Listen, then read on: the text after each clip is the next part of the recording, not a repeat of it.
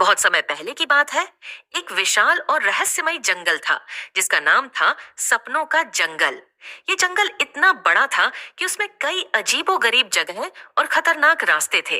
ये जंगल अपने खूबसूरत और ऊंचे पेड़ों, रंग बिरंगे फूलों और दुर्लभ जानवरों के लिए प्रसिद्ध था।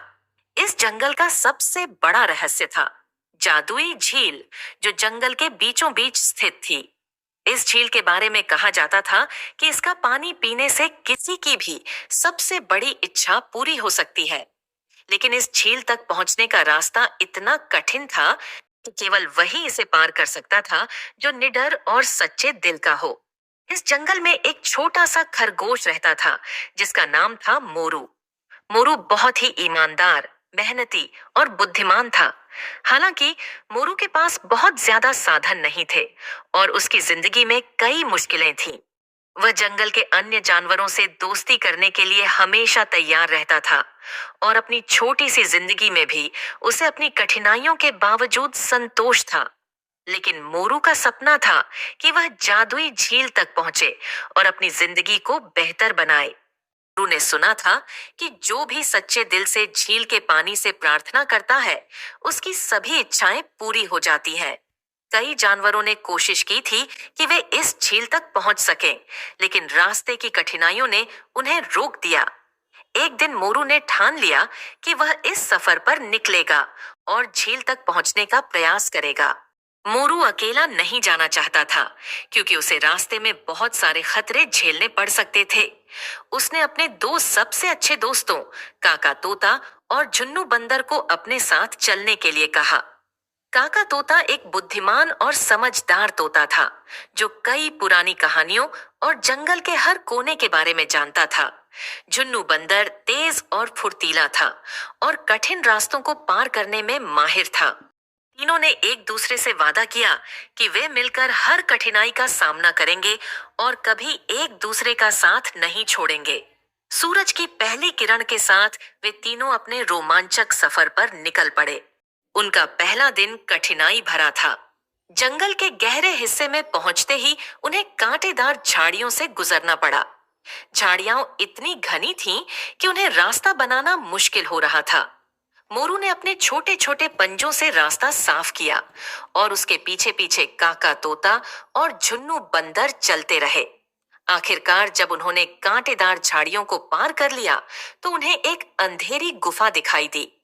इस गुफा के बारे में कहा जाता था कि यहाँ एक बूढ़ा और डरावना भालू रहता है, जंगल के रहस्यों की रक्षा करता है। मोरू, काका तोता और झुन्नू बंदर ने डर के बावजूद गुफा में प्रवेश किया। गुफा के अंदर बूढ़ा भालू आराम कर रहा था। जैसे ही उसने तीनों को देखा, वह गरजते हुए बोला, क्यों आए हो तुम मेरी गुफा में? क्या तुम्हें नहीं पता कि यह जगह खतरनाक है? मोरू ने हिम्मत से कहा, हम जादुई झील तक पहुंचना चाहते हैं।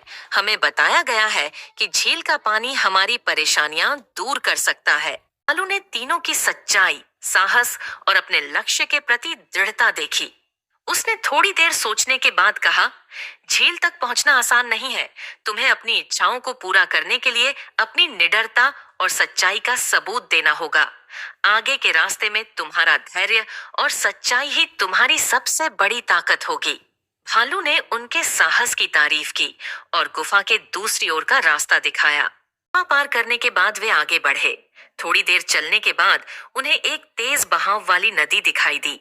इस नदी में बड़े बड़े पत्थर थे, लेकिन उनके बीच की दूरी इतनी ज्यादा थी कि उन पर कूदते हुए पार करना मुश्किल था।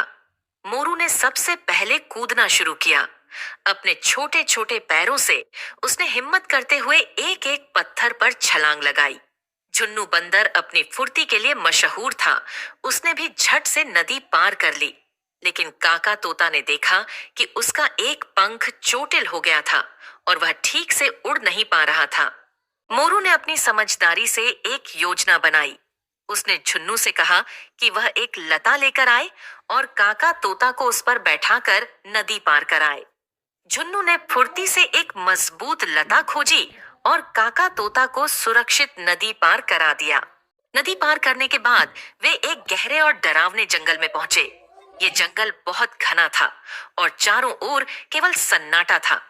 वहां कई भयंकर जानवर रहते थे और अजीबोगरीब आवाजें आ रही थीं। मोरू ने अपने दोस्तों को कहा कि वे एक दूसरे का हाथ पकड़े रहें और शांति से चले। अचानक एक तेंदुआ उनके सामने आ गया। तेंदुआ गुस्से में गुर्राया और तीनों की ओर बढ़ने लगा। मोरू ने तुरंत अपने साथियों से कहा कि वे बिना हिले डुले चुपचाप खड़े रहे। तेंदुआ थोड़ा नजदीक आया, लेकिन तीनों की निडरता देखकर उसने उन पर हमला नहीं किया और वापस चला गया। तीनों दोस्तों ने अपनी सूझबूझ और साहस से आखिरकार जंगल के सारे खतरों को पार कर लिया और अंततः जादुई झील तक पहुंच गए। झील इतनी सुंदर थी कि उसकी चमक ने चारों ओर की रात को रोशन कर दिया। झील के पानी में रात के तारे झलक रहे थे और हल्की सुनहरी चमक पूरे जंगल को उज्जवल बना रही थी। मोरू ने झील के पास जाकर अपनी इच्छा व्यक्त की। हे जादुई झील, मुझे इतनी समझदारी और ताकत दो कि मैं हर कठिनाई का सामना कर सकूं और दूसरों की मदद कर सकूं।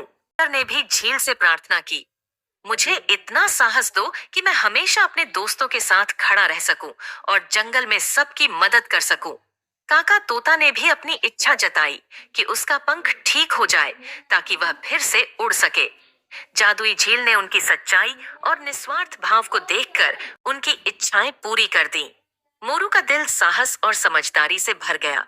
झुन्नू और भी मजबूत और आत्मविश्वासी हो गया और काका तोता के पंख फिर से सही हो गए। तीनों दोस्तों ने झील के पानी को आभार व्यक्त किया और खुशी खुशी जंगल की ओर लौटने लगे। अपने जंगल लौटे तो उन्होंने सभी जानवरों को अपनी यात्रा के बारे में बताया। उनकी इस यात्रा ने जंगल के सभी जानवरों को सिखाया कि अगर दिल में सच्चाई और साहस हो तो कोई भी मुश्किल रास्ता पार किया जा सकता है। इस तरह तीनों दोस्तों ने जंगल में नई मिसाल कायम की और अपने बाकी जीवन में हमेशा एक दूसरे की मदद करते रहे। उनकी यह कहानी हर जानवर के दिल में बसी रही और सपनों के जंगल में सच्चाई और साहस की यह कहानी पीढ़ी दर पीढ़ी सुनाई जाती रही।